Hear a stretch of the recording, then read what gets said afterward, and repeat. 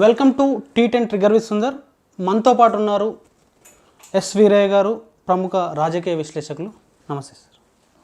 Lockdown, corona నేపథ్యంలో lockdown పరిశీలిస్తే sir 500 కేసుల కంటే ముందే మనం భారతదేశం లాక్డౌన్ ప్రకటించింది. ఇప్పుడు 1,44,000 కేసులు దాటినాయి. అయితే 2 నెలల కాలంలో లాక్డౌన్ ఫెయిల్ అయిందా, ప్రజలు విఫలమయ్యారా, ప్రభుత్వ వైఫల్యమైంది, ఇన్ని కేసులు పెరగడానికి ఏమంటారు మీరు? ఇది సింపుల్గా చెప్పాలంటే మోడీ ప్రభుత్వ పాపం. మోడీ ప్రభుత్వం పాపమే లేకుంటే ఈరోజు భారతదేశంలో కరోనా అనేది ఒక సమస్యగా ఉండేది కాదు. జనవరి 30వ తేదీన మొదటి కేసు కేరళలో ఐడెంటిఫై చేశారు. అది విమానం నుంచి వచ్చింది అని మనందరికీ తెలుసు. కాబట్టి తక్షణం విదేశీ విమానాలను బ్యాన్ చేసి ఉంటే మరో కేసు వచ్చేది కాదు ఇండియాలోకి. కేరళలోకి వచ్చిన కేసు డైరెక్ట్గా క్వారంటైన్ చేసేసింది కేరళ ప్రభుత్వం. కాబట్టి ప్రజల్లోకి పోయే ఛాన్స్ లేదు. కాబట్టి ఈరోజు మొత్తం భారతదేశానికి ఈ లాక్డౌన్ బాధలు ఉండేవి కాదు, ఇన్ని కేసులు దేశమంతా విస్తరించి ఉండేవి కాదు. కేవలం మోడీ ప్రభుత్వం చేసిన పాపం ఇది. ఎందుకు చేశాడు మోడీ ప్రభుత్వం ఈ పాపం? అంచనా గట్టలేకపోయారా?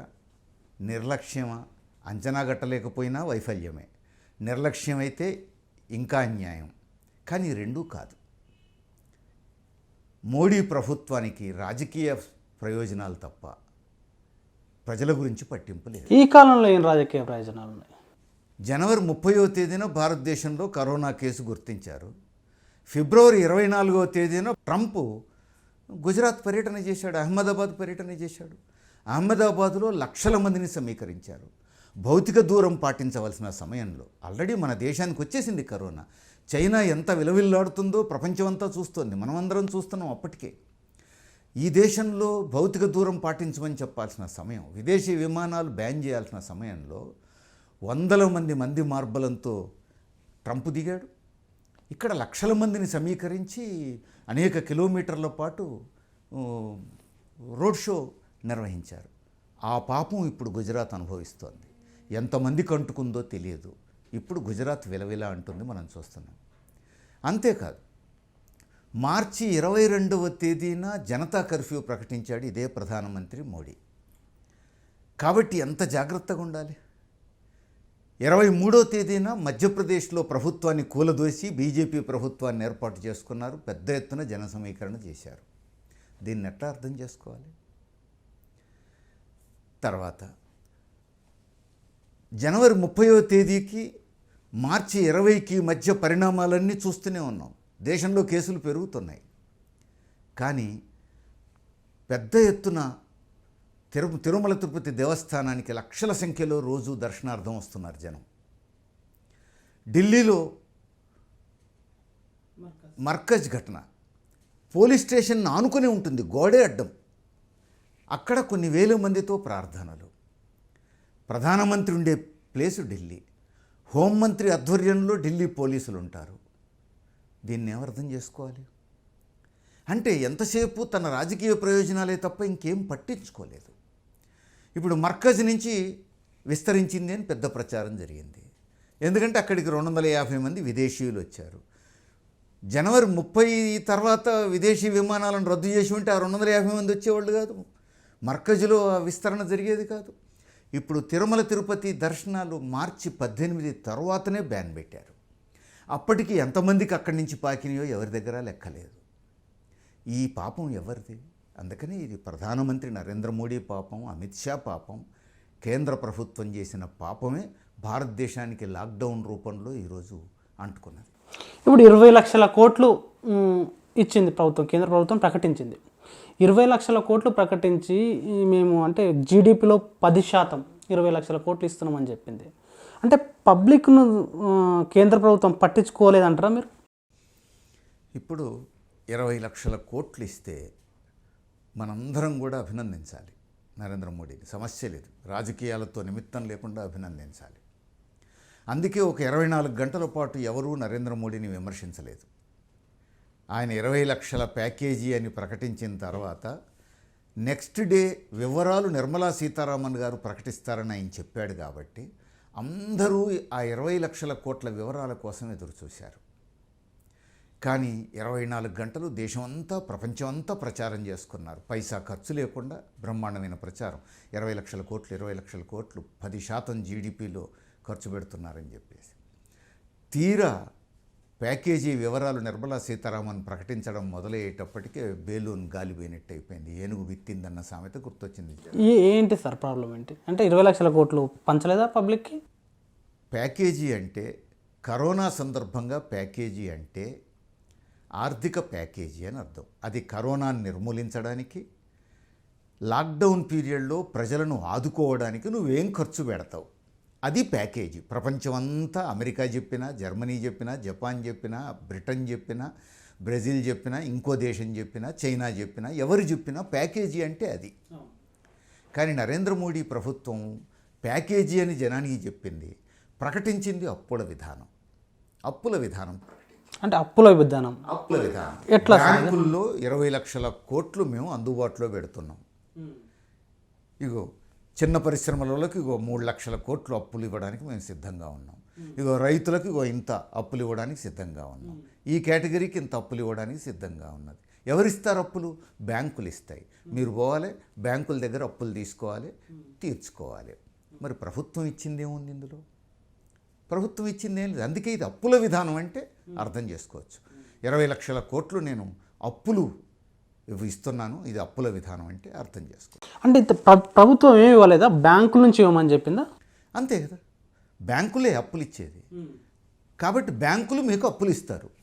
అవన్నీ లెక్కలు కట్టి 20 లక్షల కోట్లు అన్నారు. అయితే ఇందులో అసలే ఖర్చు పెట్టేది లేదా అంటే ఉంది. ఎంత ఉంది? అప్పటికే ప్రకటించిన 1,70,000 కోట్లు కూడా కలిపి 20 లక్షల కోట్లు. ఆ 1,70,000 కోట్లలో ఒక 70,000 కోట్లు కొత్తగా ఖర్చు పెట్టేది ఏం లేదు. అంతకుముందే బడ్జెట్లో చెప్పిన వాటికి పేరు మార్చారు. కాబట్టి కొత్తగా ఖర్చు పెట్టేది 1,00,000 కోట్లు. 20 లక్షల కోట్లని ప్రకటించిన మిగతా 19 లక్షల కోట్లలో ఇంకొక 1,00,000 కోట్లకు దగ్గర ఉంది.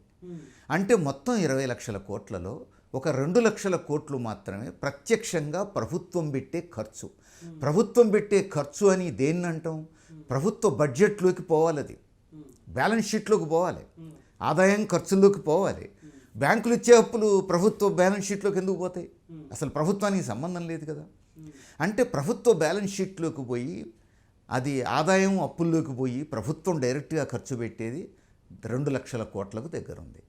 అంటే జీడిపిలో 1%. 1% జీడిపిని ప్యాకేజీగా ప్రకటించి 10% అని ప్రచారం చేసుకున్నారు. 2 లక్షల కోట్ల లోపు ప్రకటించి 20 లక్షల కోట్లని ప్రకటించుకున్నారు. ఇంతకంటే అన్యాయం ఏముంటుంది? తర్వాత ఇది కేవలం అప్పుల విధానం మాత్రమే కాదు. మొదటి రోజు, రెండో రోజు, మూడో రోజు, నాలుగో రోజు చూస్తూ ఉంటే ఇది అప్పుల విధానమే అని అనిపించింది. కానీ మూడో రోజు, నాలుగో రోజుకి వచ్చేటప్పటికే ప్రజలకు అనుమానం మొదలైంది, ఇది అప్పుల విధానమే కాదు, అదనంగా ఇంకేదో ఉంది అని. 5వ రోజుకి వచ్చేటప్పటికే అంత ఖుల్లన్ ఖుల్లా కేవలం అప్పుల విధానం మాత్రమే కాదు, ఇది బడాబాబులకు అప్పగించే విధానం కూడా అని చెప్పి తేలిపోయింది. భారత ఆర్థిక వ్యవస్థను బడాబాబులకు అప్పగించే విధానం. అంటే ఎట్లా సార్, ఎట్లా అప్పగించారు? అంటే మీరు అన్నారు, అంటే ఇన్ని రోజులు మీడియా ప్రచారం చూసినా కానీ, పేపర్లలో చూసినా కానీ అంతా ప్యాకేజ్ అంటున్న క్రమంలో మీరు కొత్తగా అప్పుల విధానం అన్నారు.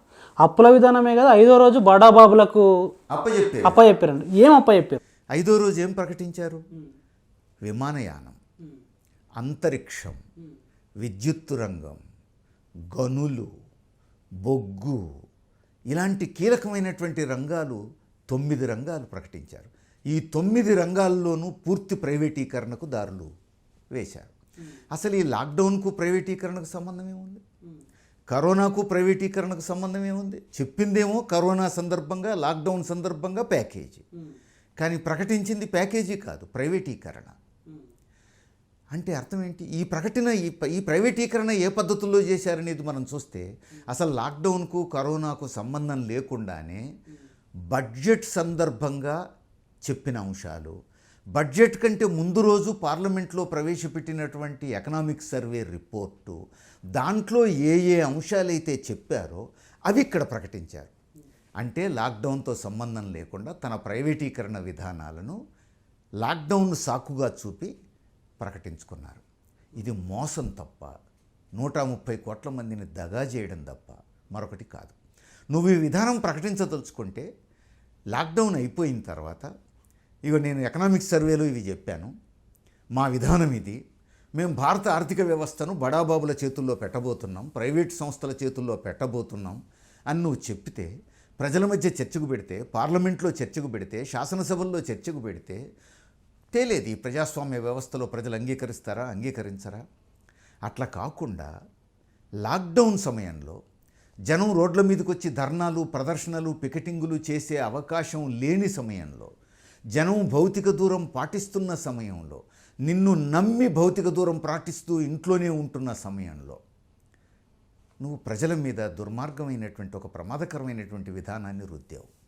ఇది మోసం చేయడం కాక ఇంకేమవుతుంది? ఎట్లా ఇప్పుడు ప్రైవేట్ వాళ్ళకు అప్పగించడం, ప్రైవేటైజేషన్ చేయడంలో పబ్లిక్ ఎట్లా నష్టం? అది ఇప్పుడు విద్యుత్ రంగమే ఉంది. విద్యుత్ రంగం ప్రైవేటీకరణ చేయడం అంటే తెలంగాణలో రైతులకు ఉచిత విద్యుత్ ఉండదు. ఇంకా ప్రైవేటోడు ఎందుకు ఇస్తాడు ఉచిత విద్యుత్తు? ప్రైవేటోడు ఎందుకు ఇస్తాడు? వాడికి ఏమో అవసరం? ప్రైవేటోడు లాభం కోసం వస్తాడు తప్ప ప్రజలకు సేవ చేయడానికి వస్తాడా? చూసినాం కదా కార్పొరేట్ సంస్థలు చేసిన సేవలు. కరోనా సందర్భంగా మొత్తం ప్రపంచం అల్లాడిపోతుంటే ఒక్కచోట కార్పొరేట్ వైద్య సంస్థలు మా హాస్పిటల్ను క్వారంటైన్ కేంద్రంగా వాడండి, మంచి సౌకర్యాలు ఉన్నాయి మా దగ్గర, మా హాస్పిటల్లో 100 మంది డాక్టర్లు ఉన్నారు, మేము ఉచితంగా టెస్టులు చేస్తాం అని ఒక్క కార్పొరేట్ హాస్పిటల్ ప్రకటించిందా? మళ్ళీ మీరు 4,500 రూపాయలు తీసుకొని టెస్టులు చేయొచ్చు అన్న తర్వాత టెస్టులు చేయడం మొదలుపెట్టారు. అందుకే ప్రైవేటు వ్యక్తులు ఎప్పుడు కూడా లాభం కోసం వస్తారు, వ్యాపారం కోసం వస్తారు, ప్రజాసేవ కోసం రారు. నువ్వు విద్యుత్ రంగాన్ని ప్రైవేట్ వాళ్ళకి అప్పచెప్పిన తర్వాత ప్రజల మీద భారాలు మోపుతాడు తప్ప రైతులకు ఉచిత విద్యుత్ ఇస్తా, లేకపోతే గృహ విద్యుత్కు నేను సబ్సిడీ ఇస్తా అంటాడా? ఇప్పుడు విద్యుత్ రంగంలో ఉన్నటువంటి ఒక ఆ సౌలభ్యం ఏమిటి? Cross subsidy. అంటే కోటీశ్వరులు, పెద్ద పెద్ద కంపెనీలకు సంబంధించిన విద్యుత్తు మీద ఎక్కువ రేటు వేసి అక్కడొచ్చిన ఆదాయంతో గృహ విద్యుత్తుకు, ఇళ్లల్లో కరెంటు వాడుకునే సాధారణ ప్రజలకు తక్కువ రేటుకు కరెంటు సప్లై చేస్తోంది ప్రభుత్వం. ఇది ప్రభుత్వం కాబట్టి చేస్తోంది, ప్రజల పట్ల బాధ్యత ఉంటుంది కాబట్టి చేస్తోంది. రేపు ప్రైవేట్ వాడికి అప్పచెప్పిన తర్వాత ఈ క్రాస్ సబ్సిడీ చేయాల్సిన అవసరం వాడికే ఉంది? డబ్బులు ఇయ్యి కరెంటు కొనుక్కో అంతే. కాబట్టి ఉన్నోడికే సౌకర్యాలు. ప్రైవేటీకరణ అంటే అది. తర్వాత నువ్వు ప్రకటించింది కరోనా సందర్భంగా, లాక్డౌన్ సందర్భంగా ప్యాకేజీ. అంటే అర్థం ఏమిటి? కరోనాని కట్టడి చేయడం కోసం నువ్వు పర్సనల్ ప్రొటెక్షన్ ఎక్విప్మెంట్ కొనడానికి ఎంత కేటాయిస్తావు, మాస్కులు ఉచితంగా ప్రజలకు సప్లై చేయడానికి ఎంత కేటాయిస్తావు, టెస్టులు చేయడానికి ఒక్కొక్క టెస్టుకు 4,500,000 అవుతోంది. విస్తృతంగా ఈ దేశంలో ఎక్కువ మందికి టెస్టులు చేయడానికి నువ్వు ఎన్ని వేల కోట్లు కేటాయిస్తావు. క్వారంటైన్ కేంద్రాలు పెద్ద ఎత్తున తెరవాలి, అనేక గదులు రెడీ పెట్టాలి క్వారంటైన్ కేంద్రాలుగా, దానికోసం నువ్వు ఎంత కేటాయిస్తావు. ఇవన్నీ కూడా కరోనాని ఎదుర్కోవడం కోసం పెట్టేటువంటి ప్యాకేజీలో రావాలి. రెండోది ఏం రావాలి? నువ్వు లాక్డౌన్ ప్రకటించినావు, నువ్వు ప్రకటించే నాటికి 50 రోజుల లాక్డౌన్ అయింది. అప్పటికే జనం విలవిల్లాడుతూ ఉన్నారు, వలస కూలీలు విలవిల్లాడుతూ ఉన్నారు. కాస్త కూస్తో 4 రాళ్ళు చేతుల్లో ఉన్న మిడిల్ క్లాస్ కూడా ఆ 50 రోజుల్లో ఖర్చు అయిపోయి దిక్కులు చూస్తున్న పరిస్థితి ఉంది. ఇలాంటి సమయంలో ప్రజల చేతికి నువ్వు డైరెక్ట్గా డబ్బు ఇవ్వాలి. నువ్వు వలస కూలీలకు కావచ్చు, మధ్యతరగతి ప్రజలే కావచ్చు, ప్రైవేట్ రంగంలో పనిచేసే కార్మికులే కావచ్చు, కాంట్రాక్ట్ కార్మికులే కావచ్చు, ఎవరైనా కావచ్చు, రైతులు కావచ్చు, వ్యవసాయ కూలీలు కావచ్చు, ప్రజలందరికీ నువ్వు వాళ్ళ అకౌంట్లో డైరెక్ట్గా 7,000 వేస్తావా, 7,500 వేస్తావా, 10,000 వేస్తావా, నెలకు 10,000, నెలకు 7,000 నువ్వు అమౌంట్ వేయాలి. వేస్తే అది రిలీఫ్. వాళ్ళకి ఏది అవసరమైతే అది కొనుక్కుంటారు. దానికి నువ్వు ఎంత కేటాయిస్తావు. ఇది ప్యాకేజీ అంటే. ఇవేమీ ప్రకటించలేదు ఈ ప్యాకేజీలో. ఇవేమీ ప్రకటించకుండా అంతరిక్షం గురించి మాట్లాడాడు. అంతరిక్షంలో ప్రైవేటు భాగస్వామ్యం. కరోనాను కట్టడి చేయడానికి అంతరిక్షం ఉపయోగపడుతుందా? లాక్డౌన్లో ఉన్న జనానికి తిండి పెట్టడానికి అంతరిక్షం ప్రైవేటీకరణ ఉపయోగపడుతుందా? ఇవన్నీ కూడా రానున్న 5 సంవత్సరాల కాలంలో తాను అమలు జరపబోయేటువంటి విధాన ప్రకటనలు. పైగా ఈ దేశంలో గుండెకాయ లాంటి కీలక రంగాలను తీసుకుపోయి ప్రైవేట్ వాళ్ళ చేతుల్లో పెట్టేటువంటి ప్రమాదకరమైనటువంటివి. దేశభక్తి ముసుగులో అధికారంలోకి వచ్చి ప్రైవేట్ వాళ్ళకి అప్పచెప్పేది. అదే సార్ మీరు చెప్పిన దాంట్లో రక్షణ రంగాన్ని కూడా, రక్షణ రంగం అంటే భారతదేశానికి సంబంధించిన ఒక తప్పకుండా గవర్నమెంట్ చేతిలో ఉండాల్సిన రంగం కదా. రక్షణ రంగంలో కూడా ప్రైవేటైజేషన్ చేస్తే రేపు భవిష్యత్తు ఎట్లుంటుంది? వీళ్ళు అంటే మోడీ చెప్తున్న ఏదైతే భారతదేశానికి సంబంధించి మేక్ ఇన్ ఇండియా అని చాలాసార్లు చెప్తున్నారు, సెక్యూరిటీ గురించి చాలా మాట్లాడుతున్నారు. ఇట్లా రక్షణ రంగం ప్రైవేట్ వాళ్ళకి అప్పచెప్తే ఆ సెక్యూరిటీ ఉంటుందా? ఇప్పుడు అదే సమస్య. రక్షణ రంగం ప్రైవేటు, రైల్వే రంగం ప్రైవేటు, విమానయానం ప్రైవేటు, అన్నీ ప్రైవేట్ అయిన తర్వాత ఇంకా ప్రజల్ని ఎవరు ఆదుకోవాలి? దేశాన్ని ఎవరు ఆదుకోవాలి? దేశభక్తి అని చెబుతూ మొత్తం బడాబాబుల భక్తి, బహుళజాతి సంస్థల భక్తి. ఇప్పుడు ప్రైవేటీకరణ చేయడం అని అంటే రక్షణ రంగం మల్టీనేషనల్ కంపెనీలకు అప్పచెప్పడమే, బహుళజాతి సంస్థలకు అప్పచెప్పడమే. దీన్ని ఎట్లా అర్థం చేసుకోవాలి? ఇది విదేశీ భక్తి తప్ప స్వదేశీ భక్తి కాదు. చాలా ప్రమాదకరమైంది. పైగా ప్రభుత్వం చేతుల్లో అన్నీ ఉంటేనే కష్టకాలంలో ప్రజలకు రక్షణ ఉంటుంది అని కరోనా సందర్భంగా తేలింది మనకు. పబ్లిక్ డిస్ట్రిబ్యూషన్ సిస్టమ్ కానీ, వైద్య రంగం కానీ, సహకార రంగం కానీ, ఇలాంటివన్నీ ప్రభుత్వ రంగం చేతుల్లో, సహకార రంగం చేతుల్లో ఏ మేరకు బలంగా ఉంటే ఆ మేరకు కష్టకాలంలో ప్రజలను ఆదుకున్నాయి అని చెప్పి తేలిపోయింది. ఎక్కడ పూర్తి ప్రైవేట్ చేతుల్లో ఉంటే అక్కడ ప్రజలు విలవిల్లాడిపోతున్నారని కూడా తేలిపోయింది. అందుకని భవిష్యత్తులో భారతదేశ భద్రతకే ప్రమాదం ఇప్పుడు మోడీ ప్రభుత్వం తీసుకుంటున్నటువంటి చర్యలు, ఈ ప్రైవేటీకరణ చర్యలు. అందుకని పైగా అవన్నీ కూడా లాక్డౌన్ పీరియడ్లో ప్యాకేజీ పేరు మీద జనాన్ని మభ్యపెట్టి చేయడం అనేది మరీ మోసపూరితమైన విధానం, దగాకోరు విధానం కదా. అట్లా చెప్పకూడదు కదా. నువ్వు చేయదలుచుకున్నది డైరెక్ట్గా పార్లమెంట్లో చెప్పి చర్చకు పెట్టి చేస్తే తప్పు ఒప్పో ప్రజలు అర్థం చేసుకుంటారు, ఇష్టమైతే అంగీకరిస్తారు, లేకపోతే వ్యతిరేకిస్తారు. కానీ ప్రజల కళ్ళు గప్పి కళ్ళల్లో కారం కొట్టి మోసం చేసి ప్యాకేజీ అని చెప్పి ప్రైవేటీకరణ అమలు జరిపితే దీన్ని ఎట్లా అర్థం చేసుకోవాలి? అందుకని నమ్మిన ప్రజానీకాన్ని మోసం చేశాడు ఆయన. జనం నమ్మి చప్పట్లు కొట్టమంటే చప్పట్లు కొట్టారు, జ్యోతి వెలిగించమంటే జ్యోతి వెలిగించారు, భౌతిక దూరం పాటించమంటే భౌతిక దూరం పాటించారు. ఎన్ని రోజులు లాక్డౌన్ అంటే అన్ని రోజులు ఇంట్లో ఉండండి అంటే ఇంట్లో ఉన్నారు, స్వచ్ఛందంగా ఉన్నారు. నమ్మి ప్రజలు అమలు జరిపితే నమ్మిన జనాన్ని ఇట్లా మోసం చేయడం మాత్రం మోడీ ప్రభుత్వానికే దక్కింది. ఇది ప్రపంచంలో ఇంతవరకు మరీ ఈ పద్ధతుల్లో ప్రజల్ని మోసం చేసిన ప్రభుత్వాన్ని మనం చూడం. ఇప్పుడు చూస్తే మనకు ట్రంప్ అమెరికాలో కరోనాను ఎదుర్కోవడంలో ఎంత బాధ్యతారహితంగా వ్యవహరించిండో ప్రపంచం అంతా తెలిసి ఇప్పుడు ఈ రోజుకి లాక్డౌన్ ప్రకటించలేదు. అంటే ఎట్లా ఫెయిల్ అయ్యిండు ట్రంప్? ఎట్లా ఫెయిల్ అయ్యిండు అమెరికాలో? ఆయన జనం చస్తే చచ్చిండు. ఇప్పటికీ చాలా వైరస్లు వచ్చినాయి, చాలాసార్లు జనం చచ్చిండు, ఇప్పుడు చస్తారు. చావగా మిగిలిన వాళ్ళే సుఖంగా బతుకుతారు, వాళ్ళలో రోగ నిరోధక శక్తి పెరుగుతుంది, హ్యాపీగా ఉంటారు. దీనికోసం లాక్డౌన్ అని ఎందుకు అనాలి? లాక్డౌన్ ప్రకటిస్తే ఆర్థికంగా దేశం వెనకబడుతుంది, ఆర్థిక వ్యవస్థ దెబ్బతింటుంది. నాకు ఆర్థిక వ్యవస్థ ముఖ్యం, వ్యాపారం వాణిజ్యం ముఖ్యం. చచ్చేటోళ్ళు చేస్తారు, బతికేటోళ్ళే బతుకుతారు. ఇది బహిరంగంగా చెప్పిండు, రహస్యంగా చెప్పడం కాదు, బహిరంగంగా చెప్పిండు. ఇగో ఇంత మూర్ఖుడు, ఇంత దుర్మార్గంగా ఉన్న ట్రంప్. అందుకే ఈరోజు ప్రపంచంలో అత్యధిక కేసులు అమెరికాలోనే ఉన్నాయి, చనిపోయిన వాళ్ళు కూడా అత్యధికులు అమెరికాలోనే ఉన్నారు. అయినా చావని అంటున్నాడు, చావని బతికిన వాళ్ళే బతుకుతారు అంటున్నాడు. ఇలాంటి ట్రంప్ కూడా ఈరోజు ప్రతి కుటుంబానికి బ్యాంకులో అమౌంట్ వేశాడు, ప్రతి కంపెనీకి బ్యాంకులో అమౌంట్ వేసేసాడు. కంపెనీలకు వేసినటువంటి అమౌంట్లో ఒకటే చెప్పాడు, కార్మికుల్ని తొలగించకపోతే, అది వాళ్ళ జీతాలకు మీరు ఖర్చు పెడితే, అదనంగా కార్మికులకు ఉపాధి కల్పించి వాళ్ళ జీతాలకు మీరు ఖర్చు పెడితే, అప్పుడు నేను మీ బ్యాంకులో వేసిన అమౌంట్ మీరు తీర్చాల్సిన అవసరం లేదు అన్నాడు. అది గ్రాంటు, అప్పు కాదన్నాడు. కంపెనీలకు వేసిన దాంట్లో, కుటుంబాలకు వేసింది ఫ్రీ. అట్లనే బ్రిటిష్ ప్రభుత్వం ప్రైవేటు కంపెనీల్లో పనిచేస్తున్న కార్మికులకు కూడా 80% జీతాల ఖర్చు మా కేంద్ర ప్రభుత్వం భరిస్తుంది అని చెప్పేసి ప్రకటించేసింది. జపాన్ ప్రభుత్వం అకౌంట్లో వేసేసింది డబ్బులు అంతే. ఇట్లా అనేక దేశాలు. ఇక చైనా అయితే ప్రత్యేకంగా చెప్పాల్సిన అవసరం లేదు, ప్రపంచం అంతా చైనా వైపు చూస్తుంది. ఇప్పుడు ఎంత అద్భుతంగా ఈ కరోనాను ఎదుర్కొన్నదో అందరూ చైనా వైపు చూస్తున్నారు. ఇలాంటి సమయంలో అందుకే నేను చైనా ఉదాహరణ చెప్పట్లే, మోడీకి గురువు గారైనటువంటి ట్రంప్ ఉదాహరణ చెప్పిన నేను. అందుకే మోడీకి బాగా నచ్చినటువంటి మరో బ్రిటన్ చెప్పిన నేను. అందుకే మోడీకి నచ్చిన మరో దేశం జపాన్ది చెప్పిన నేను. అందుకే నేను చైనా చెప్పట్ల, క్యూబా చెప్పట్ల, వియత్నాం చెప్పట్ల. మోడీకి నచ్చిన దేశాల గురించే చెప్తున్నా నేను. ఈ దేశాల్లో కూడా ప్యాకేజ్ అంటే ఇది అని వాళ్ళు చెప్తున్నారు. మోడీ మాత్రం అవేవీ లేవు.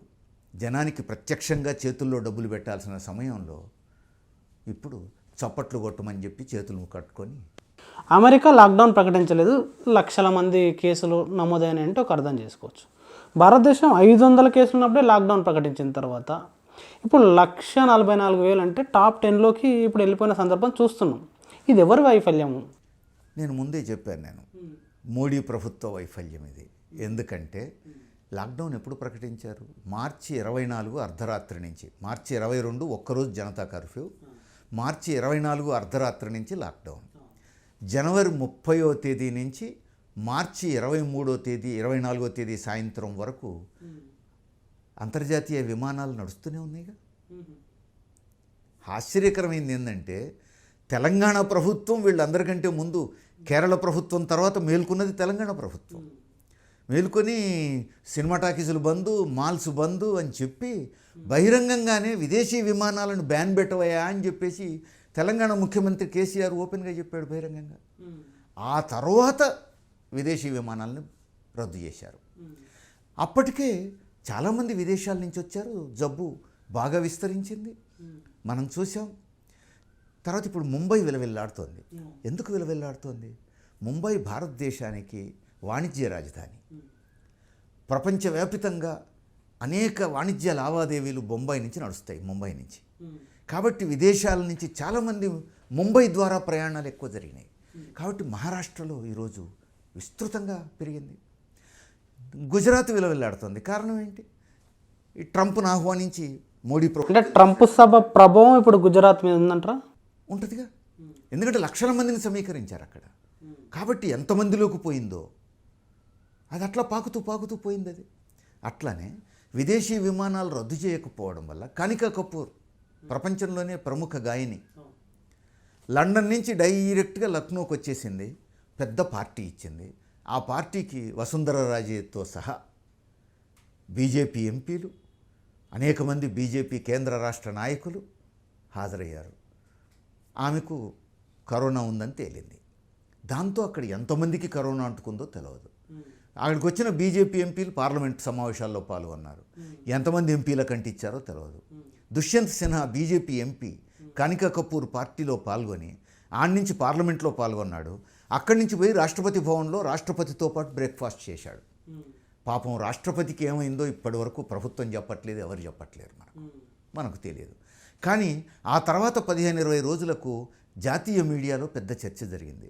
రాష్ట్రపతి భవన్లో 120 మందికి కరోనా పాజిటివ్ వచ్చింది అని చెప్పి, 120 మందికి వచ్చిందని జాతీయ మీడియా అంతా ఒక రోజంతా చర్చ. ఈ పాపం ఎవరిది? మనం అర్థం చేసుకోవాలి కదా. అందుకని ఎప్పుడైతే అంతర్జాతీయ విమానాలను మీరు కట్టడి చేయలేదో దాంతో దేశాల నుంచి ఇక్కడికి వచ్చేసారు. ఇక్కడ విస్తరించింది, విపరీతంగా విస్తరించింది. విస్తరించిన తర్వాత జనంలోకి అది పోయిన తర్వాత నువ్వు లాక్డౌన్ ప్రకటించావు. సో ముందే ప్రకటించడం చెప్పుకుంటున్న దాంట్లో ఇట్లా వాస్తవాలు లేవంటారు మీరు చెప్పినప్పుడు. అయితే ఇక్కడ అమెరికాలో ఇన్ని లక్షల మందికి వచ్చింది, బ్రిటన్లో ఇంతమందికి వచ్చింది, మన దగ్గర తక్కువ మందికే వచ్చింది కదా అని చెప్పి చెప్తున్నారు. వాస్తవమే కదా సార్, లెక్కలు చూసుకుంటే కరెక్టే. కారణం ఏమిటి? మొదటి అంశం, ఈ మాత్రం కూడా భారతదేశంలోకి రాకూడదు. ఇది మోడీ పాపం వల్లనే వచ్చింది. క్లియర్. నేను ముందే చెప్పా, విదేశీ విమానాలు రద్దు చేసి ఉంటే అసలు లాక్డౌన్ అవసరం ఉండేది కాదు ఈ దేశానికి. కథం అవసరమే ఉండేది కాదు. రెండోది, అంత రాజకీయ క్రీడ మోడీ నడిపించిన తన రాజకీయ ప్రయోజనాల కోసం లాక్డౌన్ ప్రకటించకుండా, విదేశీ విమానాలను బ్యాన్ చేయకుండా మార్చి 24 దాకా తన ప్రయోజనాలు తాను చూసుకున్నప్పటికీ కూడా ఈ దేశంలో అమెరికాలో విస్తరించినట్టు విస్తరించలేదు. కారణం ఒక్కటే, 70 సంవత్సరాల స్వతంత్ర భారతదేశంలో పాలకులు చేసిన పాపాలు ఈరోజు ప్రజలకు మంచి సౌకర్యాలైనవి. అంటే పాపాలు సౌకర్యాలు అవ్వడం ఏంటి? అయినాయి. అది అనుకోకుండా కలిసి వచ్చినటువంటి అంశం. ఎట్లా అంటే ఈ దేశంలో పారిశుద్ధ్యం సరిగ్గా ఉండదు. మురికి వాసనలో మనం తిరుగుతూ ఉంటాం. వాతావరణ కాలుష్యం, మురికి వాసన, వాతావరణ కాలుష్యాన్ని తట్టుకొని నిలబడేటువంటి రోగనిరోధక శక్తి భారతీయుల్లో బాగా డెవలప్ అయింది. రక్తంలో యాంటీబాడీస్ డెవలప్ అయినాయి. అట్లనే మలేరియా ఉంటుంది, దగ్గు ఉంటుంది, జలుబు ఉంటుంది, అనేక రకాల బ్యాక్టీరియా, అనేక రకాల వైరస్లు వ్యాపిస్తూ ఉంటాయి. ప్రతి ఎండాకాలం, ప్రతి వానాకాలం జ్వరాలు, విష జ్వరాలు వస్తూనే ఉంటాయి. వాటితో భారతీయుల్లో పెద్ద ఎత్తున యాంటీబాడీస్ డెవలప్ అయ్యి రోగనిరోధక శక్తి డెవలప్ అయ్యి ఉంది. వీటికి తోడు మన ఆహారపు అలవాట్లు, పసుపు తింటాం, అల్లం తింటాం, శొంఠి తింటాం, సుగంధ ద్రవ్యాలు తింటాం, అంటే ఔషధ గుణాలు ఉన్నటువంటి వెల్లుల్లిపాయ తింటాం, ఉల్లిగడ్డలు తింటాం. ఇలాంటివన్నీ కూడా మనం నిత్యం ఆహారంలో, కూరల్లో వేసుకునేటువంటి బాడీలో రోగనిరోధక శక్తి పెంచేవి. కాబట్టి ప్రభుత్వాల పాపమేమో వాతావరణ కాలుష్యం, సౌండ్ పొల్యూషను, శబ్ద కాలుష్యం, అట్లనే పారిశుధ్య లోపం, ఇట్లాంటివన్నీ ప్రభుత్వం చేసిన పాపాలు మన బాడీలో రోగనిరోధక శక్తిని డెవలప్ చేసినాయి. రెండో వైపు మన ఆహారపు అలవాట్లు, ఇవి భారత ప్రజానీకాన్ని కరోనా నుంచి రక్షించినాయి. మనం ఇది అర్థం చేసుకోవాలంటే ఒక ఉదాహరణ చూడొచ్చు. విదేశాల్లో చదువుతున్న వాళ్లను, ఆ కుటుంబీకుల్ని ఒక ప్రశ్న ఇస్తే మనకు తెలుస్తుంది. 3-4 ఏళ్ల నుంచి అమెరికాలోనో, జర్మనీలోనో, లేకపోతే ఆస్ట్రేలియాలోనో ఉండి భారతదేశానికి వస్తే మీ పిల్లలు అక్కడ చదువుకుంటున్నారు, వాడ ఉద్యోగాలు చేసుకుంటున్నారు కదా, వీడికి రాగానే వాళ్ళ ఆరోగ్యం ఎట్లుంటుందో అడుగు. వారం రోజుల్లో వాళ్ళకు దగ్గో, జలుబో, జ్వరమో ఏదో ఒకటి వస్తుంది.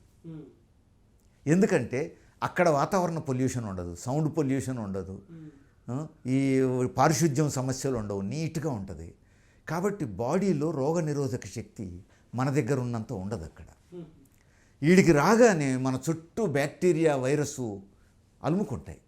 వెంటనే దగ్గో, జలుబో, జ్వరమో ఏదో ఒకటి వచ్చేస్తుంది వాళ్ళకి. అదే మనం, నువ్వో నేనో ఏ ఆస్ట్రేలియాకో అమెరికాకో పోయినాం అనుకో, 2-3 ఏళ్ళు మనకు బేఫికర్, ఏ జబ్బు రాదు. ఎందుకంటే ఇక్కడ ఫుల్ రోగనిరోధక శక్తితో మనం అడిగిపోతాం. అక్కడ ఏ బ్యాక్టీరియా ఉండదు, ఏ వైరస్ ఉండదు, ప్రశాంతంగా బతుకుతాం మనం. మనకేమన్నా దగ్గో, జలుబు వస్తే 2-3 ఏళ్ళకి వస్తుంది. ఇది భారతీయుల్లో సహజంగా డెవలప్ అయినటువంటి రోగనిరోధక శక్తి ఫలితం.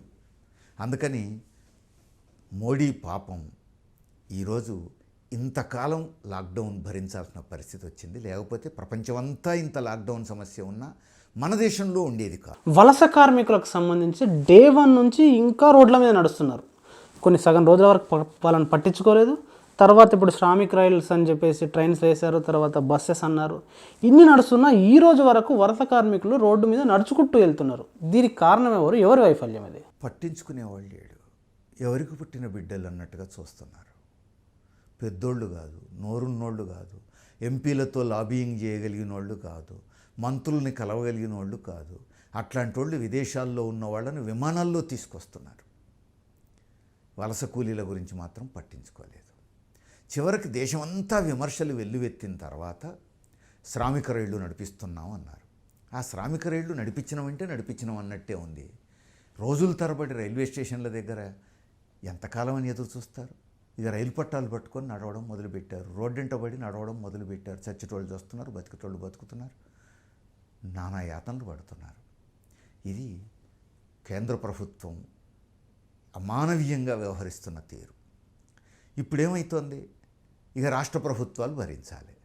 రాష్ట్ర ప్రభుత్వాలు ఎంతని భరిస్తాయి? ఇప్పటికే 2 నెలల నుంచి వాళ్ళే రాష్ట్ర ప్రభుత్వాలే భరించినాయి. 2 నెలల నుంచి దేశంలో కేరళ ముందు మేల్కొన్నది. ఆ తర్వాత ఏపీ, తెలంగాణ ఇట్లాంటి రాష్ట్రాలు 2-3 ఉన్నాయి, ఎంతో కొంత చేస్తున్నాయి. మిగతా రాష్ట్రాలు కూడా ఎంత చేసినా అవి రాష్ట్ర ప్రభుత్వాలే చేసినాయి. కేంద్రం చేతులు కట్టుకొని కూర్చుంది కదా, నీరో చక్రవర్తిలాగా మౌనంగా ఉన్నాడు కదా మోడీ. కాబట్టి రాష్ట్రాల దగ్గర ఉన్నాయి కూడా అయిపోయినాయి. ఇప్పుడు దివాళా తీసినాయి రాష్ట్రాలు. ఇక యానించి తెచ్చి పెడతాయి.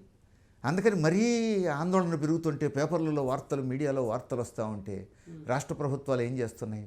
వాళ్ళు రోడ్ల మీద నడుస్తుంది. హైకోర్టులు కూడా తీర్పులు ఇస్తున్నాయి, వాళ్ళని నడవనియొద్దు, బస్సులు ఏర్పాటు చేయండి, వాహనాలు ఏర్పాటు చేయండి అని. అందుకని లారీలను మాట్లాడుతున్నారు, వాళ్ళందరినీ ఎక్కిస్తున్నారు.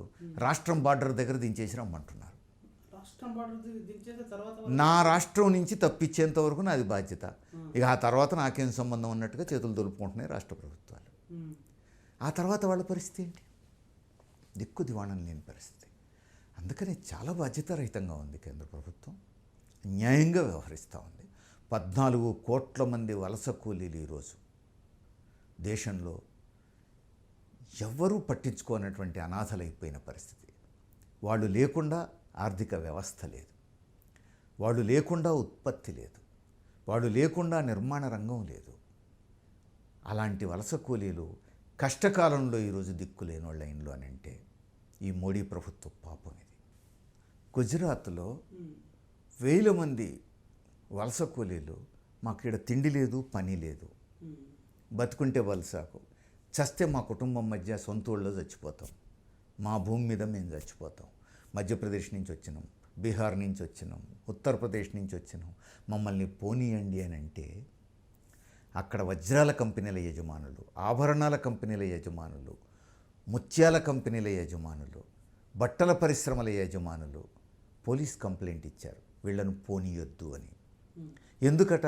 ఇప్పుడు వీళ్ళు వెళ్ళిపోతే వాళ్ళ రాష్ట్రాలకు రేపు లాక్డౌన్ ఎత్తేసిన తర్వాత మళ్ళీ వీళ్ళు రావడానికి 1-2 నెలలు పడుతుంది. లాక్డౌన్ ఎత్తేసిన తర్వాత కూడా మా ఉత్పత్తి సాగదు, కంపెనీ నడవదు, అందుకని వీళ్ళను పోనీయొద్దు. వాళ్ళ తిండి చూడరు, వాళ్ళ బతుకు చూడరు, వాళ్ళ సౌకర్యాలు చూడరు, వాళ్ళను పోనీయొద్దు. ఎందుకంటే వాళ్ళ కంపెనీల్లో ఉత్పత్తి సాగదు కాబట్టి. ఈ కంపెనీల యాజమాన్యాల కంప్లైంట్ అందుకున్న మరుక్షణం పోలీసులు లాఠీచార్జీలు చేశారు, బాష్పవాయు గోళాలు ప్రయోగించారు. జనం హాహాకారాలు రోడ్ల మీద.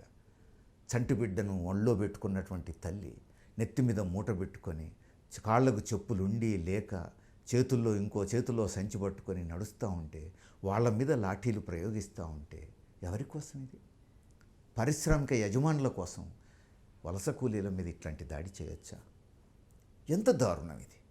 చాలా స్పష్టంగా కనపడుతుంది. అదే గుజరాత్లో మరో ఉదాహరణ. 2వ రౌండ్ లాక్డౌన్ అయిపోయిన తర్వాత 3వ రౌండ్ లాక్డౌన్ సమయానికి కొన్ని నిర్మాణ రంగంలో కొన్ని వెసులుబాట్లు ఇచ్చారు. కాబట్టి నిర్మాణ రంగంలో ఒక యాక్టివిటీ ప్రారంభించడానికి అదే గుజరాత్లో ఒక కాంట్రాక్టర్ ఉదాహరణ చెప్తున్నా. ఒక బిల్డర్ తన దగ్గర అప్పటికే ఉన్నటువంటి వలస కూలీలు సరిపోరంట. బయట రాష్ట్రాల నుంచి కొత్తగా వలస కూలీల్ని తీసుకొచ్చి పనిలో పెట్టాడు వాళ్ళకు తోడు. ఇది మళ్ళా పెద్ద సమస్య అయిపోయింది. మళ్ళా తిరగబడ్డారు, మళ్ళా లాఠీచార్జి.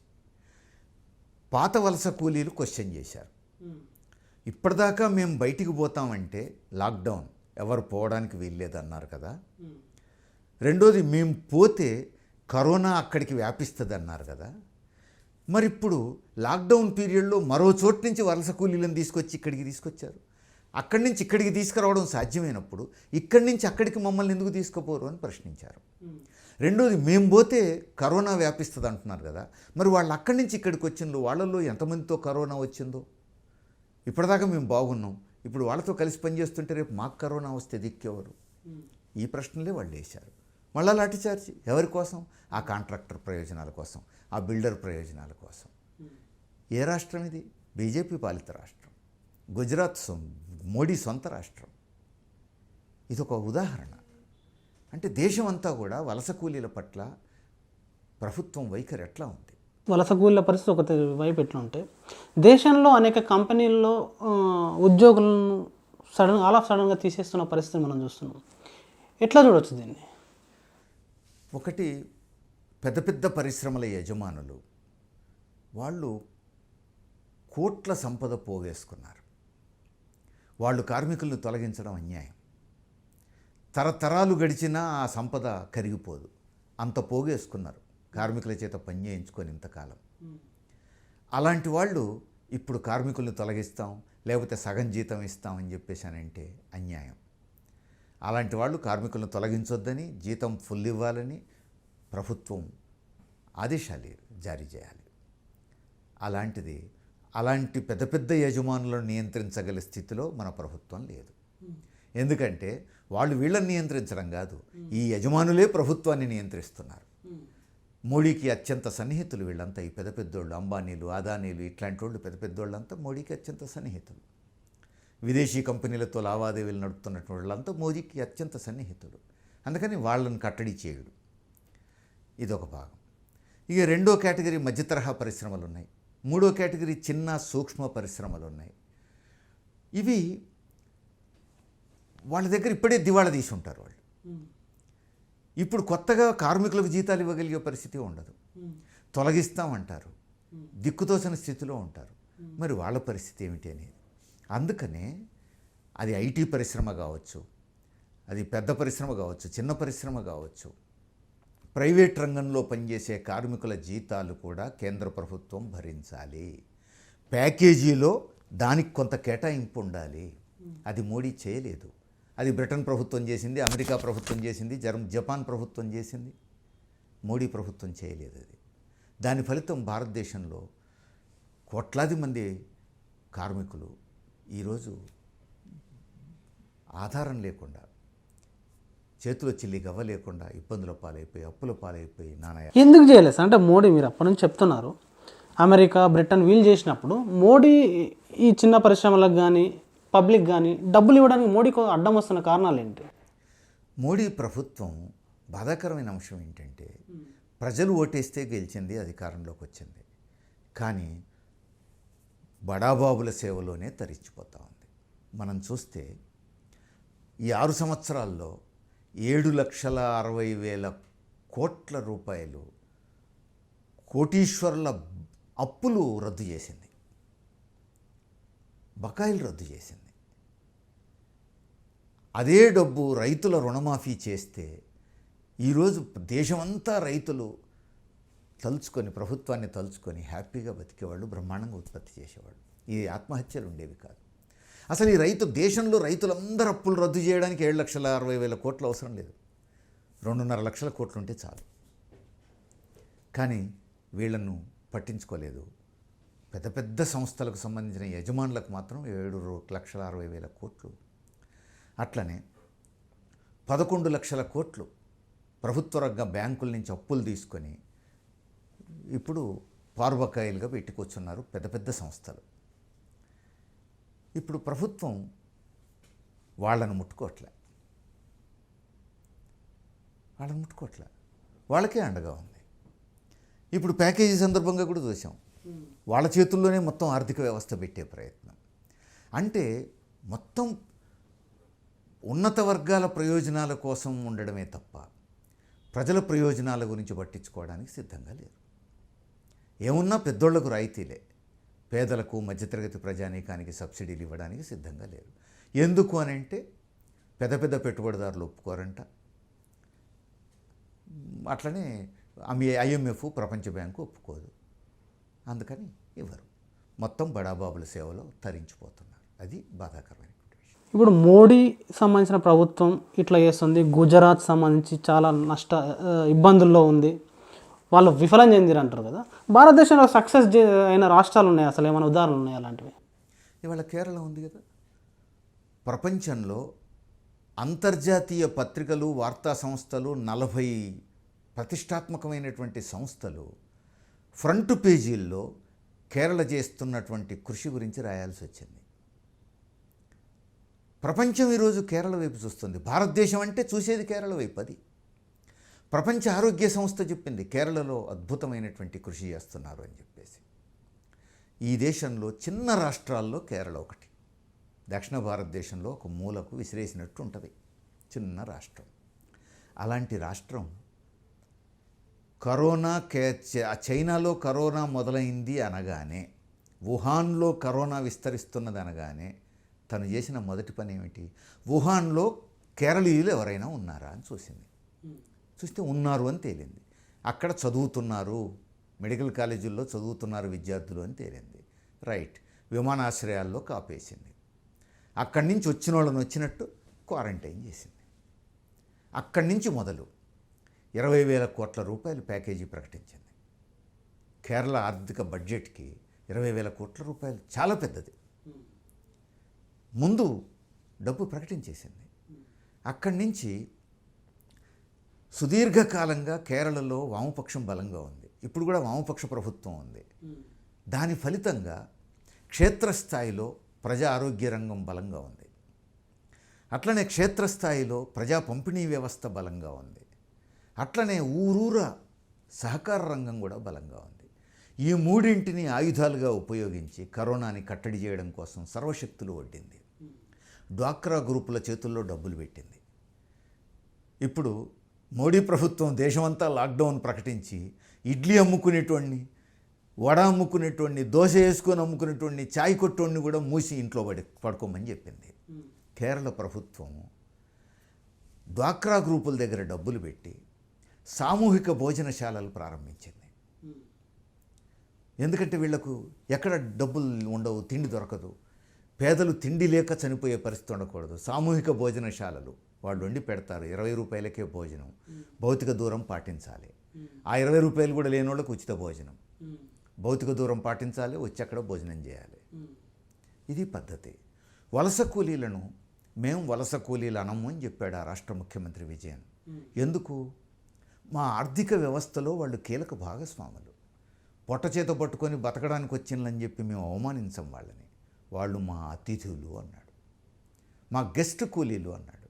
గెస్టుల్లాగానే చూసుకుంటామన్నారు, అట్లనే చూసుకున్నారు.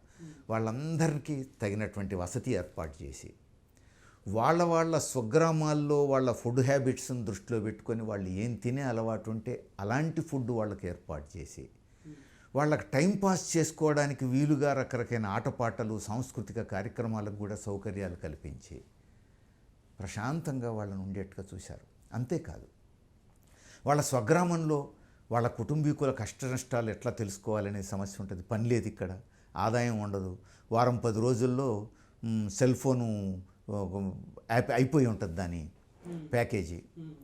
కాబట్టి 200 రూపాయలు ఒక్కొక్కళ్లకు సెల్ ఫోను రీఛార్జ్ చేయించడం కోసం ఇచ్చింది. ఇస్తే ఇక అది పెట్టుకొని తమ ఊళ్ళలో బంధువులు, మిత్రులు మంచిగా ఉన్నారా లేదా మాట్లాడుకోవడానికి అవకాశం కల్పించింది. నిజంగా గెస్టులు అంటే గెస్టులాగానే చూసుకుంది వాళ్ళని. ఇంతేకాదు, రాజకీయంగా కూడా ఆదర్శప్రాయమైనటువంటి కృషి. మేము అధికారంలో ఉన్నాం, మా ఇష్టం అనలే. మోడీని చూసాం మనం. 22వ తేదీ జనతా కర్ఫ్యూ ప్రకటించడానికి, ఒక్కరోజు ప్రకటించడానికి 3 రోజుల ముందు ప్రకటించాడు. 3 రోజుల ముందు 12 రాష్ట్రాల ముఖ్యమంత్రులతో సంప్రదించాడు. కానీ 24 అర్ధరాత్రి నుంచి 3 వారాల లాక్డౌన్ ప్రకటించే ముందు ఒక్క ముఖ్యమంత్రిని సంప్రదించలే. 4 గంటల ముందు సడన్గా ప్రకటించేశాడు. ఇంత అన్డెమోక్రటిక్గా చేశాడు. కానీ కేరళ ప్రభుత్వం అట్లా కాదు. ప్రతిపక్షంతో సమావేశమైంది. అన్ని ప్రజా సంఘాలు, స్వచ్ఛంద సంస్థలు, వ్యక్తులు అందరినీ కలుపుకుపోయింది. అందరితో కలిసి నడిచింది. అంతేకాదు, ఎవ్రీ డే ఎన్నిసార్లు వీలైతే అన్నిసార్లు ముఖ్యమంత్రి స్వయంగా ప్రజలను ఉద్దేశించి మాట్లాడాడు. ఏ రోజుకు ఆ రోజు తాము చేస్తున్న కృషి ఏంటి, వస్తున్న ప్రమాదం ఏంటి, ప్రజలు ఎలాంటి జాగ్రత్తలు తీసుకోవాలి, ప్రజలకు ఎలాంటి సేవ చేయడానికి సిద్ధంగా ఉన్నారు, ప్రజలు ఏ విధంగా సహకరించాలి, అప్ టు డేట్ ప్రజల ముందు పూర్తి సమాచారం ఉంచాడు. ప్రజాస్వామ్యయుతంగా వ్యవహరించారు. ఇదంతా ప్రజల్లో కాన్ఫిడెన్స్ని ఇచ్చింది. ఇప్పుడు కూడా మొదట్లో 3 చచ్చిపోయారు కేరళలో. ఈ రోజుకి 3, ఇంకొకళ్ళు చచ్చిపోలేదే. అంత జాగ్రత్తలు తీసుకున్న కేరళ ప్రపంచమంతా మీరు జయప్రదమయ్యారు అని అభినందిస్తూ ఉంటే, కేరళ ముఖ్యమంత్రి నిన్నగాక మొన్న కూడా ఒక మాట చెప్పాడు, ప్రమాదం ముగిసింది అని మేము అనుకోవట్లేం, మేము ఇంకా జాగ్రత్తగా ఉండాల్సిన అవసరం ఉంది, 2వ రౌండ్ ఏమన్నా మొదలవుతుందేమో, మేము ముందు జాగ్రత్తలుగానే ఉంటామన్నాడు. రెండోది ఏమన్నాడు, కేరళీయులను మేము కేరళలో కాపాడుకోగలిగినాం, కానీ విదేశాల్లో చాలామంది చనిపోయారు. కాబట్టి విదేశాల్లో సెటిల్ అయిన కేరళీయులు సుమారు 5 లక్షల మంది కేరళకు తిరిగి వచ్చే అవకాశం ఉందని మా అంచనా అన్నాడు. మరి 5 లక్షల మంది తిరిగి కేరళకు వచ్చే అవకాశం ఉన్నప్పుడు విదేశీ విమానాలు స్టార్ట్ అయిన మరుక్షణం వాళ్ళు రావడం మొదలవుతుంది. వాళ్ళలో ఎంతమందికి కరోనా ఉంటుందో చెప్పలేం. అందుకని మేము చాలా జాగ్రత్తగా ఉండదలుచుకున్నామని 2,50,000 గదులు రెడీ చేసి పెట్టి ఉంచారు ఇప్పుడు క్వారంటైన్ చేయడానికి. 5 లక్షల మంది ఒకేసారి దిగరు కదా, కాబట్టి 5 లక్షల గదులు అవసరం లేదు. 5 లక్షల మంది వారానికి 10 మంది రోజులకు, 20 రోజులకు, 30 రోజులకు ఒక్కొక్క బ్యాచ్ వస్తూ ఉంటారు. కాబట్టి 2.5 లక్షల గదులు సిద్ధం చేసి ఉంచామని చెప్తున్నది ఇప్పుడు కేరళ ప్రభుత్వం. అంటే ఏకకాలంలో 2.5 లక్షల మంది దిగినా వాళ్ళని తీసుకుపోయి క్వారంటైన్ చేయగలదు. అసలు ఈ దేశంలో ఎక్కడైనా ఊహించగలమా మనం? ఏ రాష్ట్ర ప్రభుత్వం అయినా ఊహించగలమా మనం? ఎట్లా సాధ్యమైంది? కేరళకు మాత్రం ఎట్లా సాధ్యమైంది? మిగతా రాష్ట్రాలు ఎందుకు అందుకోలేకపోతున్నాయి? మనసుంటే మార్గం ఉంటుంది అని అంటారు కదా, ఒక సామెత. Where there is a will there is a way అని చెప్పేసి సామెత. కేరళ ప్రభుత్వానికి ఆ మనసు ఉంది. కేరళ ప్రభుత్వం ప్రజలను కాపాడుకోవాలి. మేము ఆర్థిక వ్యవస్థ బతుకుంటే ఎంతైనా చేసుకోవచ్చు. ప్రజల ప్రాణాలను కాపాడుకోవడమే మాకు మొదటి ప్రాధాన్యత. మోడీ ప్రభుత్వానికి ప్రజలను కాపాడుకోవడం మొదటి ప్రాధాన్యత కాదు, వ్యాపారాలను కాపాడుకోవడం, వ్యాపార యజమానులను కాపాడుకోవడం, పారిశ్రామిక యజమానులను కాపాడుకోవడం మొదటి ప్రాధాన్యత అయిపోయింది. అందుకని ప్రజల చేతుల్లో డబ్బులు పెట్టడానికి సిద్ధంగా లేరు, టెస్టులు విస్తృతంగా నిర్వహించడానికి అవసరమైన కేటాయింపులు చేయడానికి సిద్ధంగా లేరు. అందుకని ప్రభుత్వానికి ప్రజలు ముఖ్యమైన చోట కాపాడుకోగలిగారు. ప్రజలు కాదు, వ్యాపారాలు ముఖ్యం, వ్యాపారస్తులు ముఖ్యం, పారిశ్రామికవేత్తలు ముఖ్యం అనుకున్న వాళ్ళు కాపాడలేకపోయారు. సింపుల్గా తేడా మనకు కనబడిపోతాం. దేశంలో ఇప్పుడు కరోనా 1,44,000 మంది దాటింది కదా, ఏం చేస్తే ఇప్పుడు బయటపడుతుంది దేశంలో? సింపుల్. మనకిప్పుడు కేరళ మోడల్ ఉంది, నిన్నటిదాకా మోడల్ అని చెప్పుకున్నటువంటి గుజరాత్ మోడల్ ఉంది. మోడీ ఇప్పుడు అనట్లేడు, చూడు, గుజరాత్ మోడల్ అనట్లేడు ఇప్పుడు. కానీ గత ఎన్నికల వరకు గుజరాత్ మోడల్ గురించి మాట్లాడాడు. గుజరాత్ని ఏదో బ్రహ్మాండంగా ఆయన అభివృద్ధి చేసినట్టు, ఇప్పుడు దేశం అంతా అభివృద్ధి చేస్తున్నట్టు, దేశానికి గుజరాతే ఆదర్శం అన్నట్టు. ఇప్పుడు ఎందుకు చెప్పాడు గుజరాత్ మోడల్ అని? ఇప్పుడు గుజరాత్ మోడల్ అంటే జనం తిరగబడతారు, మమ్మల్ని అందరినీ గుజరాత్ లాగా ఇక్కడ కూడా కరోనాతో చవమంటావా అని చెప్పేసి. ఇప్పుడు కేరళ మోడల్ మన కళ్ళ ముందు కనపడతా ఉంది. దేశమంతా కేరళ వైపు చూస్తూ ఉంది. ఆ పని మనసుంటే కేంద్ర ప్రభుత్వం కూడా చేయొచ్చు. కేంద్ర ప్రభుత్వం ప్రజల కోసం డబ్బు ఖర్చు పెట్టాలి. ఈ ఖర్చు పెట్టేది కూడా ఎవరో కోటీశ్వర్ల దగ్గర ఉన్న సంపద. నిజానికి కార్మికులకు ఆ హక్కు ఉంది, రైతులకు ఆ హక్కు ఉంది. వీళ్ళ శ్రమ ఫలితమే వాళ్ళు దోచుకొని సంపద కూడబెట్టుకుంది. అయినా వాళ్ళ దగ్గర నుంచి ఆ సంపద తెచ్చి మాకు పంచమని ప్రజలు అడగట్లే. చట్టబద్ధంగానే డబ్బు వసూలు చేసి ప్రజలకు ఖర్చు పెట్టాలి. ఏమిటది? నిన్నటిదాకా ఉత్తరప్రదేశ్లో యోగి ఆదిత్యనాథ్ ప్రభుత్వాన్ని విమర్శిస్తే దేశద్రోహి అని కేసులు పెట్టావు, మోడీని విమర్శిస్తే, అమిత్ షాని విమర్శిస్తే దేశద్రోహం అని కేసులు పెట్టావు. 11 లక్షల కోట్ల రూపాయలు బ్యాంకులకు ఎగ్గొట్టి ఇప్పుడు చేతులు ముడుచుకొని కూర్చున్న బడాబాబులు ఉన్నారు. ఇంతటి కష్టకాలంలో కూడా ఎగ్గొట్టారు మీరు. ప్రభుత్వ రంగ బ్యాంకులకు మీరు ఆ డబ్బులు కట్టాలి, కట్టకపోతే దేశద్రోహం నేరం కింద మిమ్మల్ని లోపల తోసేస్తామని అంటే 11 లక్షల కోట్లు కాకపోతే ఒక 3-4 లక్షల కోట్లైనా వస్తాయిగా. తర్వాత అసలు పన్నులు ఎగ్గొడుతున్నది కూడా బడాబాబులే కదా. కాబట్టి పన్నులు ఎగ్గొట్టే వాళ్లను జైల్లో దోస్తాను, దేశద్రోహం నేరం కింద కేసు పెడతాను అని అంటే ఇంకో 2-3 లక్షల కోట్లైనా కక్కుతారుగా. అట్లనే నల్ల డబ్బు అని ఎన్నికలప్పుడు చెప్పినావు. కుటుంబానికి 15 లక్షల రూపాయలు అకౌంట్లో పడిపోతాయన్నంతగా మాట్లాడినావు. ఎవరెవరి దగ్గర నల్ల డబ్బు ఎంతుందో బీజేపీ నాయకుడే మోడీ చేతుల్లో లిస్టు పెట్టాడు. ఈ రోజుకి ఆ లిస్టు ప్రజలకు చూపించట్లేరు, వాళ్ళ మీద చర్యలు తీసుకుంటలేరు. ఇప్పుడు వాళ్ళను దేశద్రోహ కేసు పెడతామని అంటే ఇంకొక 3-4 లక్షల కోట్లైనా వస్తాయిగా. మొత్తం వస్తాయి అంటలేం, కనీసం 3-4 లక్షల కోట్లు వెంటనే వస్తాయి కదా. అట్లనే కేంద్ర ప్రభుత్వ గిడ్డంగుల్లో 7.5 కోట్ల టన్నుల ధాన్యం ఈరోజు పుచ్చిపోతూ ఉంది, ముక్కిపోతూ ఉంది. ఉచితంగా రాష్ట్ర ప్రభుత్వాలకు ఇస్తే వలస కూలీలకు పంచుతారు, పేదలకు పంచుతారు కదా.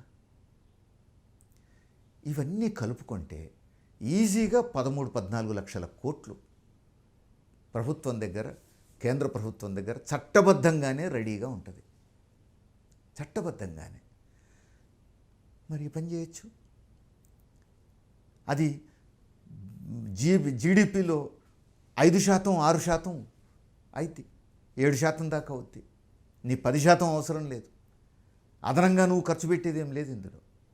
చట్టబద్ధంగా ప్రభుత్వానికి రావాల్సిన డబ్బులు చెవులు బిండి వసూలు చేసి, ఇంత దేశమంతా ఇబ్బందుల్లో ఉన్నప్పుడు కూడా నువ్వు బాధ్యతారహితంగా ఉన్నావంటే ఇంతకంటే దేశద్రోహం ఇంకేముంటుంది అని అంటే వాడు చచ్చినట్టు దిగి రావాలి కదా. అందుకని మోడీకి, అమిత్ షాకు నిజంగా దేశభక్తి ఉంటే, నిజంగా ఈ దేశ ప్రజల కోసం వాళ్లకు పనిచేసేటువంటి నిజాయితీ ఉంటే ఈ పని చేసేవాళ్ళు. ఈ పని చేస్తే డబ్బు కొద ఉండేది కాదు. ఇవాళ రాష్ట్రాలకు అవసరమైన నిధులు కేటాయించేవాళ్ళు. పెద్ద ఎత్తున కరోనా ఈ రూపంలో విస్తరించకుండా ఎదుర్కోవడం సాధ్యమయ్యేది మనకు. సార్, ఇదే నేపథ్యంలో కార్మిక చట్టాలు బీజేపీ పాలిత రాష్ట్రాల్లో కార్మిక చట్టాలని ఉల్లంఘిస్తూ 12 గంటలకి కార్మిక పని గంటలని పెంచడం కానీ ఎట్లా చూడొచ్చు వీటిని? మోడీ ప్రభుత్వం అత్యంత మోసపూరితంగాను బాధ్యతారహితంగాను వ్యవహరిస్తూ ఉంది అనేదానికి ఇది ఒక ఉదాహరణ. కరోనా సమయంలో, లాక్డౌన్ సమయంలో ప్రజలకు ఒక విశ్వాసం కల్పించాల్సిన ప్రభుత్వం బాధ్యత అది. ఇది మా ప్రభుత్వం, మమ్మల్ని ఆదుకునే ప్రభుత్వం అనేటువంటి ఒక కాన్ఫిడెన్స్ని ఇవ్వాలి. కానీ లాక్డౌన్ పీరియడ్, భౌతిక దూరం పాటించాలి, రోడ్డు మీదకి రాకూడదు, ధర్నాలు ప్రదర్శనలు చేయకూడదు, ఆంక్షలు ఉన్నాయి. ఇట్లాంటి సమయాన్ని ఆసరా చేసుకొని ఎంతో కాలంగా పెద్ద పెద్ద పెట్టుబడిదారులు కోరుకుంటున్నవి, బహుళజాతి సంస్థలు కోరుకుంటున్నవి, IMF, ప్రపంచ బ్యాంకు లాంటి వాళ్ళు ఒత్తిడి చేస్తున్నవి, అవన్నీ ఈ పీరియడ్లో అమలు జరిపే ప్రయత్నం చేశారు. 8 గంటల పనిదినాన్ని 12 గంటలకు పొడిగించారు. అంటే 150 సంవత్సరాలు, 200 సంవత్సరాల క్రితం తెల్లదొరల పాలనలో భారతదేశ కార్మిక వర్గం బానిసలుగా ఎట్లా పనిచేయాల్సి వచ్చిందో ఆ పరిస్థితి ఇప్పుడు మోడీ పాలనలో మళ్ళీ తెస్తున్నారు. మోడీకి ఓటేసిన పాపానికి మళ్ళా తెల్లదొరల కాలం నాటి పరిస్థితుల్ని తెచ్చిపెడుతున్నారు 12 గంటల పనిదినం ప్రవేశపెట్టడం ద్వారా. అంతేకాదు, ఉత్తరప్రదేశ్, మధ్యప్రదేశ్ లాంటి బీజేపీ పాలిత రాష్ట్రాల్లో 3 సంవత్సరాల పాటు కార్మిక చట్టాలను సస్పెండ్ చేస్తూ ఆర్డినెన్స్ జారీ చేశారు. అంటే ఇక కార్మికులు బానిసలుగా పనిచేయాలన్నమాట. కార్మిక చట్టాలను సస్పెండ్ చేయడం అంటే అర్థం ఏమిటి? కనీస వేతన చట్టం కూడా ఉండదు. ప్రజల చేతుల్లో డబ్బులు పెట్టాల్సిన సమయంలో డబ్బులు లేకుండా చేస్తున్నారు. అంటే కనీస వేతనం అడిగే హక్కు కూడా ఇక ఉండదు. ఎంత ఇస్తే అంతకు చచ్చినట్టు పనిచేయాలి, లేకపోతే ఉద్యోగం ఊడుతుంది. ఎంత ప్రమాదకరమైంది. లాక్డౌన్ పీరియడ్లో ప్రజల చేతుల్లో డబ్బులు ఉండాలి కదా. అసలు ప్రభుత్వమే వాళ్ళ అకౌంట్లో ఉచితంగా డబ్బులు వేయాలని అంటా ఉంటే కనీస వేతనం కూడా లేకుండా బతకాలి, నువ్వు చాకరీ చేయాల్సిందే, లేకపోతే ఉద్యోగం పోతుంది అనే పద్ధతుల్లో కనీస వేతన చట్టం అమలు చేయడానికి కూడా అవకాశం లేకుండా కార్మిక చట్టాలను సస్పెండ్ చేశారు. కార్మిక చట్టాలను సస్పెండ్ చేయడం అంటే ఎంత అమానవీయం అంటే, ఫ్యాక్టరీ యాక్ట్ సస్పెండ్ అయినట్టే. అంటే నువ్వు బాత్రూమ్ లేకున్నా కంపెనీ నడపచ్చు, లాట్రిన్ లేకున్నా కంపెనీ నడపచ్చు, రెస్ట్ రూమ్ లేకున్నా నడపచ్చు, క్రెచ్ లేకున్నా నడపచ్చు, వెంటిలేటర్స్ లేకున్నా నడపచ్చు, కిటికీలు లేకున్నా నడపచ్చు. అంటే ఈ ఎంత ప్రమాదకరమైన పరిస్థితులు అంటే ఇక ఏది ప్రశ్నించడానికి వీల్లేదు. ఎంత అనారోగ్యకరమైన పరిస్థితుల్లోనైనా చచ్చినట్టు పనిచేయాల్సిందే. ఈ రూపంలో కార్మిక చట్టాలను సస్పెండ్ చేశారు. మరోవైపు ప్రజల మీద భారాలు మోపేటువంటి పని చేశారు. సరిగ్గా లీటర్ పెట్రోల్ మీద 10 రూపాయలు, లీటర్ డీజిల్ మీద 13 రూపాయలు పెంచారు. ఎంత అన్యాయం. అప్పటికే కేంద్ర ప్రభుత్వం ప్రపంచ మార్కెట్లో చరిత్రలో ఎప్పుడూ లేనంత అతి తక్కువ ధరకు పడిపోయింది పెట్రోలియం ఉత్పత్తుల ధరలు.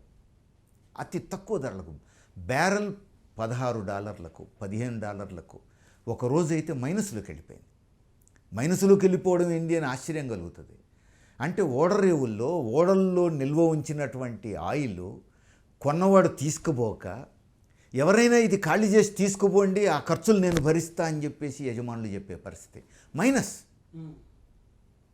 అలాంటి స్థితిలో కూడా మోడీ ప్రభుత్వం భారతదేశంలో పెట్రోలు, డీజిల్ ధరలు తగ్గించకపోగా పెంచి ఇప్పటికే 2.5 లక్షల కోట్ల రూపాయలు పోగేసుకుంది కేంద్ర ఖజానాలో. అది కూడా ఖర్చు పెట్టొచ్చు ప్రజలకు, అది కూడా ఖర్చు పెట్టకపోగా ఇప్పుడు ఏం చేసింది? మళ్ళా లీటర్ మీద పెట్రోల్కు 10 రూపాయలు, డీజిల్కు 13 రూపాయలు పెంచింది. అంటే ప్రజల మీద భారాలు మోపడం. దీనివల్ల ఏం జరుగుద్ది? నిత్య జీవిత అవసర సరుకుల ధరలన్నీ పెరుగుతాయి. ఎందుకంటే ఒకసారి పెట్రోల్, డీజిల్ ధరలు పెరిగితే రవాణా ఛార్జీలు పెరుగుతాయి. రవాణా ఛార్జీలు పెరగడంతో నిత్య జీవిత అవసర సరుకుల ధరలు విపరీతంగా పెరిగిపోతాయి. ఇప్పుడు ఇది కేంద్ర ప్రభుత్వం చేస్తున్నటువంటి పాపం.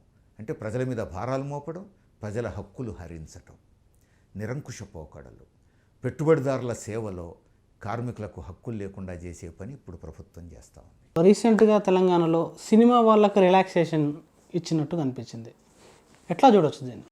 ఇప్పుడు కరోనా ఇక్కడ కంట్రోల్లో ఉన్నది, క్రమంగా సడలించవచ్చు నిబంధనలు, లాక్డౌన్ నిబంధనలను కూడా క్రమంగా సడలించి ఒక్కొక్క రంగాన్ని ఓపెన్ చేస్తూ ఉండొచ్చు అనేది ప్రభుత్వం అంచనా అయితే, ఆ మేరకు సినిమా రంగానికి మేము అనుమతులు ఇచ్చాము అని అంటే అర్థం చేసుకోవచ్చు. కానీ నాకు అర్థం కానిది ఏంటంటే, సినిమా రంగానికేమో షూటింగులు చేసుకోవడానికి అనుమతినిచ్చారు, రోడ్డు పక్కన ఇడ్లీ చేసుకునేవాడికి, టీ కొట్టు పెట్టుకునేవాడికి, దోశలు అమ్ముకునేవాడికి మాత్రం అనుమతి ఇవ్వలేదు. దీన్ని ఎట్లా అర్థం చేసుకోవాలి? రోడ్డు పక్కన టీ కొట్టు దగ్గర కానీ, ఇడ్లీ బండి దగ్గర కానీ, కిరాణా షాపులు ఏ విధంగా భౌతిక దూరం పాటించారో అట్లా భౌతిక దూరం పాటించడానికి అవకాశం ఉంది. దూరం దూరం నిలబడండి, దూరం దూరం నిలబడి తినండి, దూరం దూరం నిలబడి ఛాయ్ తాగండి అని అనొచ్చు, ఆడ పాటించవచ్చు. కానీ సినిమా షూటింగుల్లో నువ్వు భౌతిక దూరం ఎట్లా పాటిస్తావు? హీరో హీరోయిన్ల పాట షూటింగ్ చేస్తూ ఉంటావు, వాళ్ళు కౌగిలించుకోవాలి, భౌతిక దూరం ఎట్లా పాటిస్తావు? పైగా ముద్దులు పెట్టుకుంటారు, మాస్కులు పెట్టుకొని ముద్దులు పెట్టుకోమంటావా? ఎట్లా సాధ్యం? సినిమా షూటింగ్ ఎట్లా సాధ్యం? ఫైటింగ్ సీన్ నువ్వు రికార్డ్ చేయాలి, భౌతిక దూరం పాటిస్తూ ఫైటింగ్ సీన్ ఎట్లా నువ్వు ఆర్గనైజ్ చేస్తావు? ఎట్లా షూటింగ్ చేస్తావు? అందుకని అసలు సినిమా షూటింగ్లో భౌతిక దూరం పాటించడం ఎట్లా సాధ్యం? తక్కువ మందితో షూటింగ్ చేస్తారు అంటున్నాను. నేను ఇద్దరితో ఎట్లా చేస్తావు అని అడుగుతున్నా. హీరో హీరోయిన్ ఇద్దరితో నువ్వు ఎట్లా చేస్తావు? అందుకని షూటింగ్లకు అవకాశం ఇచ్చేంత కంట్రోల్ అయ్యింది అని అంటే సంతోషం నాకు. మరి వీళ్ళకి ఎందుకు అవకాశం నేను అడిగేది వాళ్ళకి ఎందుకు అవకాశం ఇచ్చారని కాదు, మరి వీళ్ళకి ఎందుకు అవకాశం ఇవ్వలేదు అంటే, ఇక్కడ కూడా పాలకులకు, డబ్బున్నోళ్ళకు ఒక నీతి, డబ్బు లేనోళ్ళకు ఒక నీతి, పారిశ్రామికవేత్తలకు, పెట్టుబడిదారులకు ఒక నీతి, పేదలకు ఒక నీతి కనబడతా ఉంది. అక్కడ కనపడ్డది ఏమిటి? పెద్ద పెద్ద సినీ ప్రముఖులు, కోటీశ్వరులు, శతకోటీశ్వరులు మంత్రిని లాబియింగ్ జరిపి తమ ఇంటికే మంత్రిని పిలుచుకొని మాట్లాడుకొని మంత్రి ద్వారా ముఖ్యమంత్రిని కలిస్తే ఇచ్చితిపో అన్నాడు. మరి మంత్రులతో లాబియింగ్ చేయగలిగే స్థితిలో రోడ్డు పక్కన ఇడ్లీ అమ్ముకునేవాడు చేయలేడు, ఛాయ్ అమ్ముకునేవాడు చేయలేడు, కాబట్టి వాళ్ళని పట్టించుకున్న వాళ్ళు లేరు. అందుకని అడుగడుగునా కనపడుతుంది మనకి పాలకుల వర్గ దృక్పథం. పేదల కోసం కాదు, పెద్దోళ్ల కోసం ఏమైనా చేస్తారు. మనకి ఈ సినిమా షూటింగ్లకు అనుమతినిచ్చి టీ కొట్లకు అనుమతినివ్వకపోవడం దగ్గర కూడా ఆ నీతే కనపడతా ఉంది. ఇది వీరయ్య గారితో ఈరోజు స్పెషల్ ఇంటర్వ్యూ. చూస్తూనే ఉండండి టీటీ.